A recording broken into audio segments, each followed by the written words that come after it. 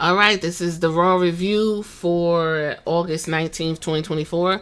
Hey, hello. Listen, this show didn't give me nothing, and I really struggled to get through the whole show. So, these reviews will be few and far in between because, my God. Let's go ahead and get into the comments. Now, you watch some people, they'll tell you this was the best thing since sliced bread. I don't know what the fuck folks be watching. But anyway, let's go ahead and get into this review, shall we? Alright, bear with me because I was doing everything and struggling not to fall asleep. So, Randy Orton and his thighs kicked off the show. And essentially, him and Gunther was in the ring talking. Gunther basically told Randy he ain't shit and that he is the ring general. And Randy was like, yeah, what I'm going to do is I'm going to take this size 15 double extra wide boot and shove it up your ass. And everybody was super excited about that. I don't know what was the excitement. I guess everybody's like, oh, he got a big dick. Because, you know, the myth of men with big feet have big dicks, right? I could be wrong. I don't know why everybody was excited about that. Maybe people was happy to see Randy Orton. Essentially, Ludwig Kaiser came out and attacked them. There was a 2-on-1, and it was too much for Randy, and Randy was laid out, and that was the segment. All right. Next, we go into Sheamus and Pete Dunne. Pete Dunne, this was a filler match because Pete Dunne is actually going to be down at NXT fighting for the NXT Championship against Joe Henry, who's more over than Pete Dunne and those guys down there. But he came up to basically fight Sheamus because, from my understanding, Pete Dunne feels that Sheamus set him up and tried to ruin his career because he had him calling himself Butch and acting like a really tiny guy from Pinky Blinders, I guess. I don't know. That's the story. I think that Pete Dunne is directing his anger in the wrong place. From my understanding, Sheamus and the Brawling Brutes were over for the most part. In part because of Sheamus, but I get it. Vince is not here to fight, so this is who you gotta fight. And the match was what it was. I guess at some point Sheamus woke up and was like, this motherfucker's 4 feet tall. Let me kick the shit out of him. At that point, Pat McAfee is not going to be on the show for a couple months because he's going to be doing football commentary. And Sheamus is going to be in Scotland with Pat McAfee. That was announced. What else? Maxine Dupree versus Ivy Now. Maxine Dupree looks fantastic. She has the best looking body. I think her body is right up there with Bianca and Jay. She has a fantastic physique. She actually did very well considering she's been learning how to wrestle. I can tell she's been practicing and fighting. The Pit Bull, was doing her thing, but Maxine really showed her ass here and got a nice applause. Unfortunately, Uncle Howdy and the Howdy Doos showed up and the lights went out. Everybody was really excited about this. They came out. Sister Abigail, Nikki Cross, dived and jumped on the Pit Bull. They rolled out the ring, and then what's his name? Uncle Howdy grabbed Chad Gable and gave him another Sister Abigail move, and Chad Gable sold it. And then they stood in the ring and posed. Let me tell you something. It's giving High School Musical. It's giving, look, Mom, look what I did. And then it's a pose. Every time they gonna whoop somebody ass, they pose. This is it. Here. You started out with them blowing motherfuckers' brains out and popping skulls. And now they just doing like wrestling moves and a pose. And everybody's like going up for this. Look, Uncle Howdy and Chad Gable supposed to fight next week. I don't know, y'all. I'm going to do the best I can to watch that. Also, the confusion I have, and maybe y'all can answer this. Chad Gable left American Alpha in the shambles. They're trying to rebuild. Ivy Now threatened Maxine Dupree, if you don't do what I say, I'm going to whoop your ass, which she did do last time. And then Ivy Now went and align herself with American Made, that Chad Gable's new stable, and she know that the Devil's Rejects are on his ass. I don't know if she wanted to like get in the mix hardcore or what, but that's stupid. So this whole segment fell flat for me. Braun Breaker got a video package. It was super long and it was unnecessary because you probably should have did that when Braun Breaker got drafted and came to Monday Night Raw. Now his name is Braun Breaker. They probably should just name him Braun Steiner because he's doing all of the Steiner things. Yes, I understand that is his uncle, his dad, but if he's trying to separate himself from these people, barking isn't gonna do it. Again, let me see. CM Punk had a promo. Let me tell y'all something. CM Punk said something real stupid. Something like, I forgot. It's something like, you got the strap, or you want the strap on me, but I'm gonna put the strap on you. Some dumb shit he said that didn't make no damn sense. He stood in that ring and rambled on like the uncle down to the cookout that you be avoiding, that be at the barbecue, and his breath stink. That's CM Punk. He looked old as fuck in the ring. He looked like he was just talking. Everything is just like, oh, I could do this because I'm just CM Punk. Everybody want to suck my ass. What he did say that was true was he is the Taylor Swift for the men, because y'all will literally moan when CM Punk is on TV. CM Punk. That's how all y'all sound. Finally, Drew McIntyre came out. He was like, shut the fuck up. I'm going to whoop your ass at Bash in Berlin.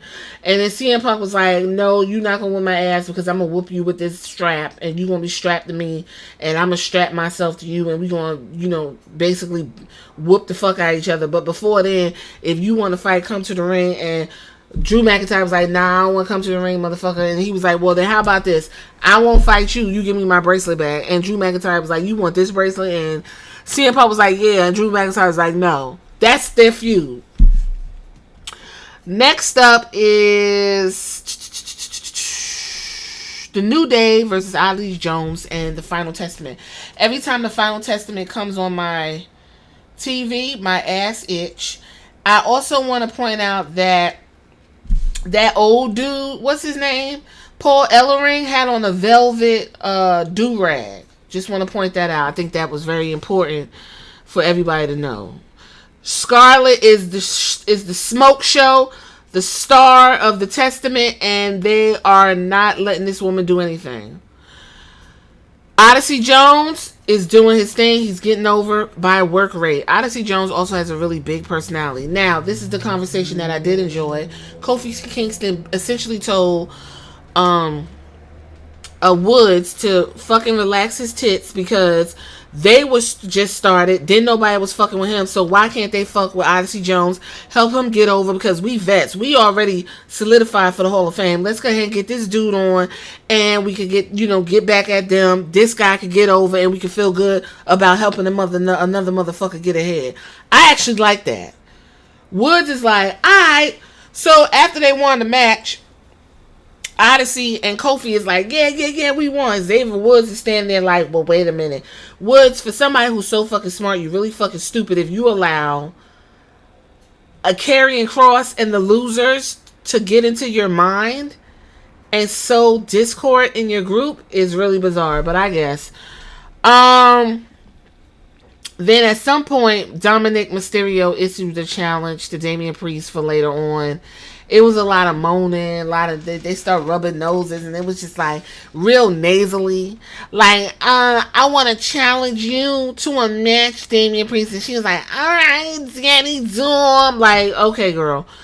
Anyway, the next thing that took place was no disqualification. The Miz versus Bronson Reed. The Miz is goated. I know that sounds absolutely crazy, but the Miz don't have to do none of this shit. But anybody that wants to get ahead in WWE has to go through the Miz. The Miz is like literally the Ohio in WWE. In an election, you have to win Ohio and Florida if you're going to become president. The Miz is Ohio and Florida. with that being said, he went ahead and fought Bronson Reed. He got smushed, and that was really it. Braun Strowman came out, and Bronson Reed was like, "I'll whoop your ass next week. How about that, you big dummy?" And Braun Strowman was like, and that was really how that ended. Damian Priest and Dominic Mysterio.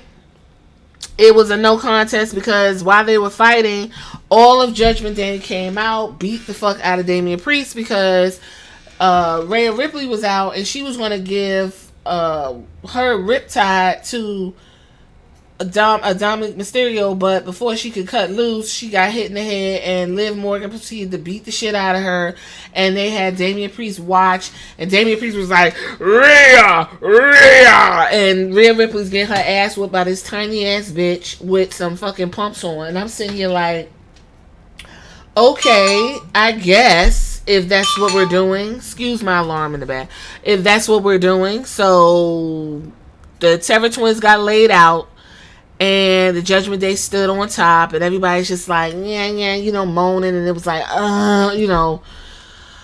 whatever. What else happened? Braun Breaker said that he is the Intercontinental Champion. Ain't nobody gonna beat him. He don't give a fuck. At some point, Jey Uso was like, yeet, and that meant he was gonna go ahead and go for the title. Okay, and everybody was real happy to see Jey Uso. What else happened? WWE Women's Tag Team Championship Triple Threat against the Big Dick Crew, the Unholy Union, and Damage Control. I guess the Damage Control dominated the whole match. They did all of the work. Sonya Deville was not there to do a fusion with them, so when they did the fusion, didn't nothing happen, because I thought like a big dick was going to come out. Nothing happened. And Pat McAfee also had the same thought in mind too, because he actually said, like, does the fusion work if the other ones on Sonya Deville ain't there? So they tried to fuse, it didn't work. Anyway, Damage Control was whooping everybody's ass. I do love the black leather. It looks great on them. It gives them a Damage Control a different look. Unholy Union, you can hear a mouse piss on a cotton ball in the middle of a cornfield. No one gives a fuck about them. They were cheering for the Big Dick Crew and Damage Control. When the Unholy Union pinned Shayna Baszler, it got so fucking quiet. It was like all of the fucking air got sucked out of the arena. That should tell you everything you need to know about this whole situation. And like I said, put those belts back on them beautiful chocolate deluxe queens so we could get this division moving. Next thing that happened was Randy Orton versus Ludwig Kaiser. Orton pinned Kaiser, whooped him slow and easy. That's really it. I'm not even gonna lie. I was looking, but I was also playing this game on my phone that I love. That's it. What else we got? Overall, I mean, this Raw was here. The one question I do have, so don't nobody want no one else wants the belt. Liv Morgan is, I don't think, defending that title again at the next pay-per-view. What the fuck is going on? That's a whole nother conversation for a different podcast. If you made it this far, let me know what you think of Raw, and I will catch you on the next one.